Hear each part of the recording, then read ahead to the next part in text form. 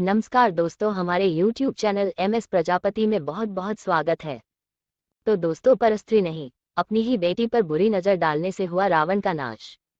दशानन रावण का नाश परस्त्री हरण ही नहीं, अपनी पुत्री पर बुरी नजर डालने के चलते हुआ था। वाल्मीकि रामायण के मुताबिक माता सीता का जन्म राजा जनक की ओर से बारिश के लिए चलाए गए हल से टकराकर निकले घड़े से हुआ था, लेकिन वह जनक पुत्री होने से पहले रावण पुत्री थी। आज हम आपको बताएंगे कि रावण ने उनके साथ ऐसा क्या किया जिससे उन्हें धरती से जन्म लेना पड़ा। निसंतान रहे मिथिला नरेश जनक ने धरती से मिली सीता को अपनी पुत्री मानकर लालन पालन किया और स्वयंवर के जरिए वह श्रीराम की अर्धांगिनी बनी। मगर असल में सीता रावण और मंदोदरी की बेटी थी। इसके पीछे सबसे बड़ी वजह बनी भगवान विष्णु की उपासक वेदवती। सीता इन्हीं वेदवती का पुनर्जन्म थी। वेदवती बेहद सुंदर, सुशील और धार्मिक कन्या थी। वो विष्णु उपासक होने के साथ उनसे ही विवाह करना चाहती थी। वेदवती अपनी इच्छा पूर्ति के लिए सांसारिक जीवन छोड़ उपवन में कुटिया बनाकर तपस्या में लीन हो गई। इस दौरान एक दिन रावण वहां से निकला तो सुंदर वेदवती को देखकर मोहित हो उठा।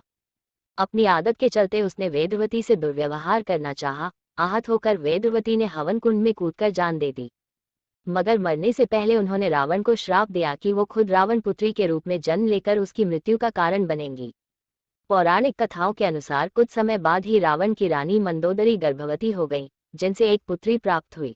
इसे वेदवती के श्राप का असर समझकर रावण ने जन्म लेते ही पुत्री को सागर में फेंकवा दिया।